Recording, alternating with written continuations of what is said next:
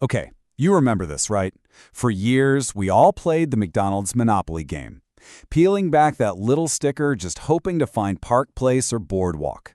But what if I told you that for over a decade, the whole thing was rigged? Like, completely rigged from the inside.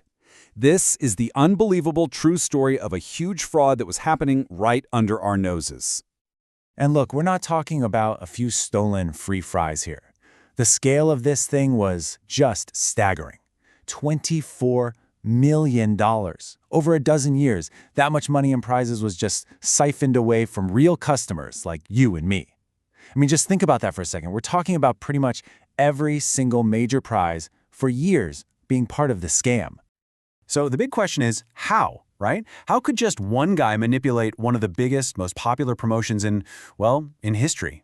The answer is just this wild story of misplaced trust, a whole lot of temptation, and for a very long time, a nearly perfect crime. Okay, so to really get how the scam worked, we have to go back and remember just how huge this game was. I mean, this wasn't just some promotion. It was a full-on cultural event. Millions of people, us included, looked forward to it every single year. Yeah, McDonald's kicked this off way back in 1987, and it was an instant hit. I mean, a phenomenon. It caused these huge spikes in sales and became, a legendary part of their brand. People were literally buying extra food they didn't even want, just to get more of those little game pieces. And the genius of it was how simple it was, right? You'd peel back that sticker from your fries or your drink. Maybe you get an instant win for a free McFlurry. Awesome.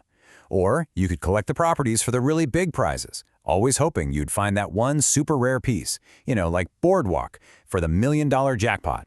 It genuinely felt like anyone could win at any moment. But behind all that fun, this game everyone loved, there was a secret.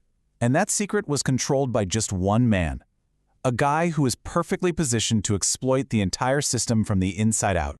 His name was Jerome Jacobson. And here's the thing you have to know. He wasn't a McDonald's employee. That's a key detail. No, he worked for a company called Simon Marketing. They were the firm McDonald's hired to actually run the promotion. And in that job, well, he basically held all the keys to the kingdom. And this is where it gets truly unbelievable. The ultimate irony. Jacobson's official title? Director of Security. Yeah, his entire job was to make sure the game was fair, to make sure the winning pieces were secure. He was the one guy whose whole purpose was to protect the game. And because everyone trusted him in that role, he had complete, totally unrestricted access to all the high-value winning pieces. We're talking about him personally overseeing their printing, even carrying them around in a secure briefcase. So the system's greatest safeguard, the head of security, was actually its single biggest weakness. So now he's got access to all the winning tickets. What does he do? He starts to build this elaborate network. I mean, he knew he couldn't claim the prizes himself, right? That would be way too obvious. So instead, he created this sprawling web of fake winners that stretched all across the country. And his method was almost deceptively simple. It all went down in 3 basic steps. Step 1. He'd use his security access to just steal the winning game pieces before they ever even made it out to the public. Step 2. He'd find a recruiter who would then go find a fake winner. Could be a friend, a relative, sometimes a total stranger, to pretend they won. And then, step 3, after they'd claimed the prize money, he'd swoop in and collect a massive cut for himself. And we're not talking about a small finder's fee here. No, Jacobson was incredibly greedy. He would demand up to 90% of the prize money. I mean, look at this split. The winners only got a tiny fraction. But, for them, getting 50 grand for basically doing nothing, that was still life-changing money. So you're probably thinking, how did this go on for over a decade without anyone noticing? Well, Jacobson was smart about it. He was very careful. He picked his winners from all over the country, all different backgrounds, specifically to avoid creating any kind of obvious pattern. Just like the quote says, they were geographically dispersed, demographically varied. He even coached them on what to say in interviews so nobody would get suspicious. So for years, this perfect crime just kept on going without a hitch. But like in all the great crime stories, the whole thing started to fall apart because of one tiny thing, an anonymous phone call. Yep. In the year 2000, the FBI gets an anonymous tip. The caller basically says, hey, the recent winners of the McDonald's game, they're all connected. It's a fraud. And that was the one loose thread that was about to unravel the entire scheme. And that one tip was all the FBI needed to get started. They launched a secret investigation, and they gave it the perfect code name, Operation Final Answer. They started using wiretaps, surveillance. Slowly but surely, they started to map out Jacobson's entire network across the country.